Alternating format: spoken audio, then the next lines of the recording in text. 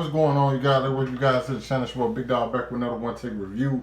This is for One Piece Chapter 1017. I initially was just going to upload my reaction and stuff from TikTok, but I rewatched it and there was some stuff in there I said that just honestly didn't make sense. So I didn't want to look bad, you know what I'm saying, on this. But yeah, 1017 is more of a less informational. We get a couple transformations, or we get a couple hybrid forms in this chapter with queens and who's who. I think who's obviously looks better. Queen, it gets revealed that Queen is a cyborg and worked with a judge years ago on something called Mass, which kind of makes you think we have Smiles, we have Sad, we have Mass now. So, and yeah, we obviously see Queen in this hybrid form, which pretty much essentially is just Queen standing up and his neck shortened.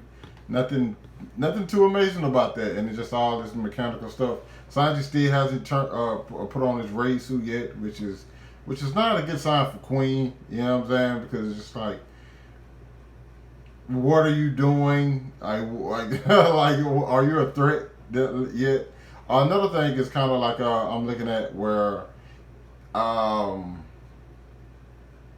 Jesus Christ, I blanked out for a second.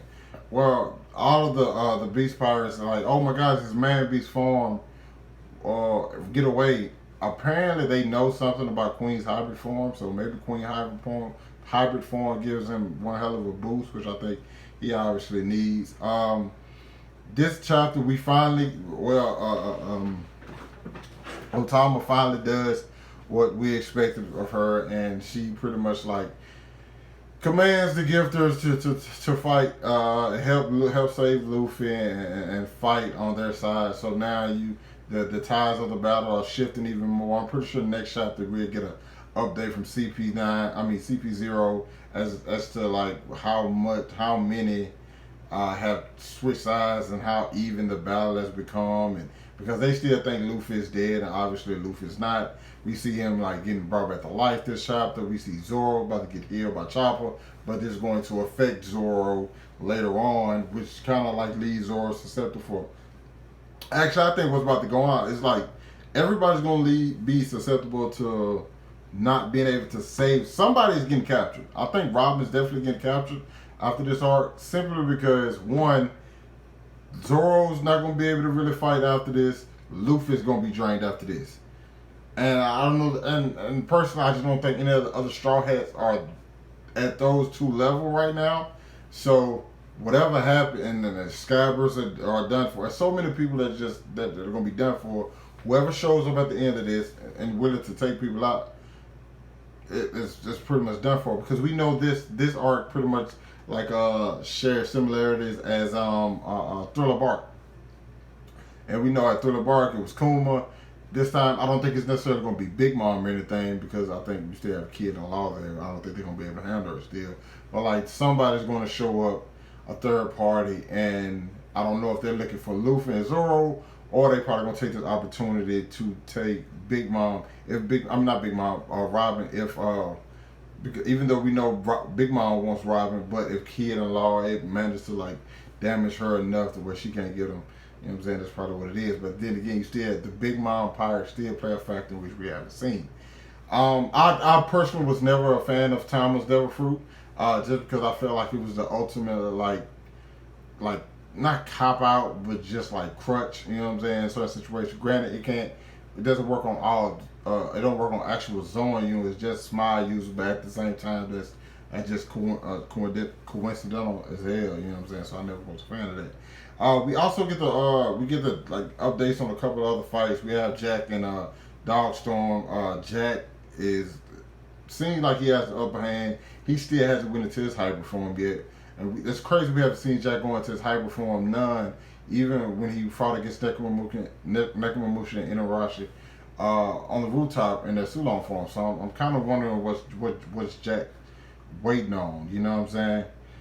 We still have Frankie versus Sasuke. That battle seems to be kind of even. We also know that they won one-on-one fights. It was like Frankie was getting jumped as well as Jinbei, which is something that it's not too surprising because I've always told people like they're pirates. You know what I'm saying? Nobody's about to fight fair in certain situations, and plus like the other Toby Robo members realize that like Ulti and Page One have gone out and Drake betrayed them. So it's like, yo, there is out of the six, half of them are already gone. So there's no reason to like, you know, play safe or like try to fight fair. Um, One of the biggest things that happened to me, well, not what happened to me, was that we found out that who was a former member of CP9, and the fact that like he was in prison because he made a mistake and got the fruit stolen. Now this is probably one of the biggest revelations. Well, this is the biggest revelation in throughout the whole chapter. The reason being is just kind of like apparently there's some significance behind the gum fruit. Now I've been online the past couple of days. Well, past couple, maybe two, three days. You know what I'm saying? Just seeing what people's feelings were about this. Most people aren't a fan of it, and some were like, "Okay, I'm not necessarily a fan of it, but it is what it is."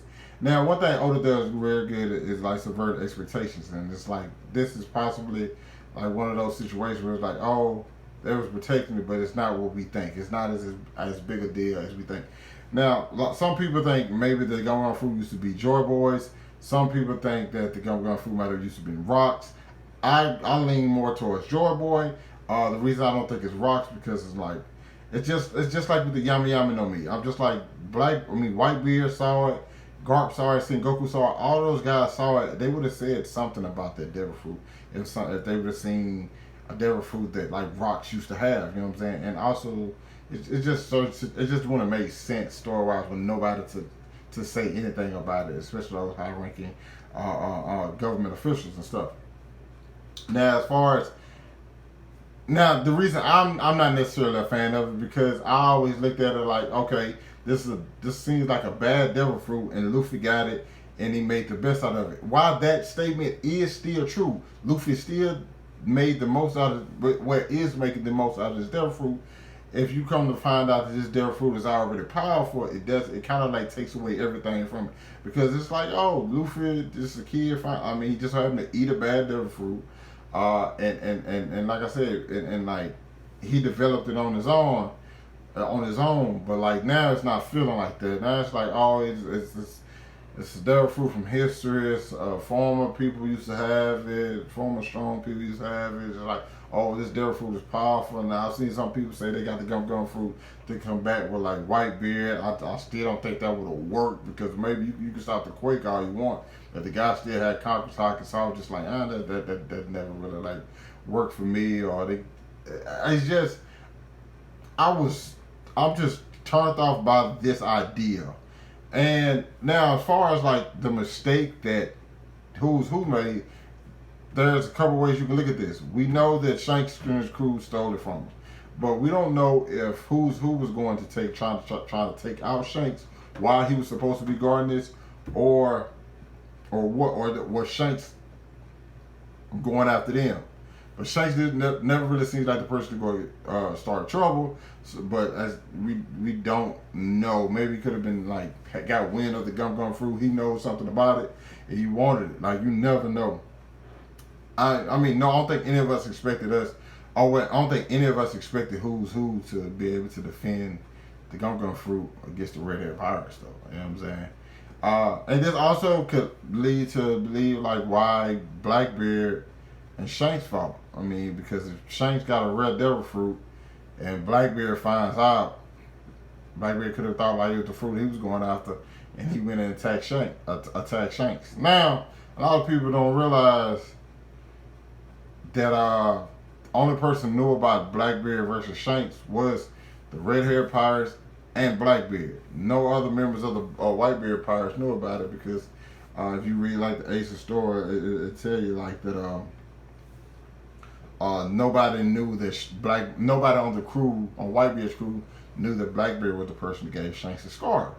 So there's a possibility that Blackbeard might have got a wind over by being on Whitebeard's ship, and you know how news travels, especially for like a Yonkos crew. They pretty much they have like people planning everywhere. So he probably heard like the red hair pirates attacked the government ship containing a devil fruit. We don't know which one it was. We just know it was a purple one.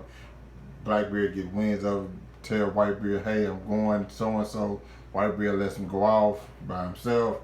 He goes to find Shanks, tries to get the devil fruit. Maybe he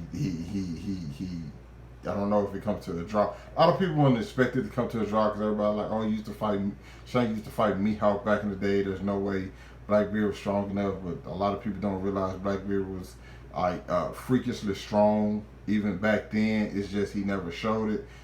He always hid his power from people, and him showing his power to Shanks would have made sense if he thought he was getting the Yami Yami no Mi. And how that fight turns out, we don't know. I don't think we know if Shanks got a scar from it, but I think some kind of way he realized that wasn't the fruit he was looking for. I don't know if he was treated. I don't know if he was defeated. That's all stuff we have to find out later on. So this is a big deal for multiple reasons. Personally, I just want to know what some of y'all still think of it. Like, are you a fan of this? I personally, I'm still not. Hopefully Oda does something that just different with it and just catches me off guard. But that whole fate, destiny, not inheriting will, because that's a part of One Piece. But just like, lineage stuff, I'm not necessarily a fan of that, especially not for One Piece. You know what I'm saying? Certain series, I feel like you get a pass because it's kind of what those series are set up for be. Well, those series are set up to be, but something like One Piece, where it's just all about freedom and this thing, I'm not really feeling the freedom, or it's just like the anybody can type deals. I kind of feel like certain things are just meant for certain people, and certain people are just special and just so happens to be one of the main characters. I know it sounds dumb, doesn't make a lot of sense to everyone, but for the people who do get it, you understand what I'm saying. But you guys let me know if you thought about this chapter down in the comments. Hit that like button, subscribe to my channel. I hope you guys are staying safe, and I'll catch up with you guys later. Peace.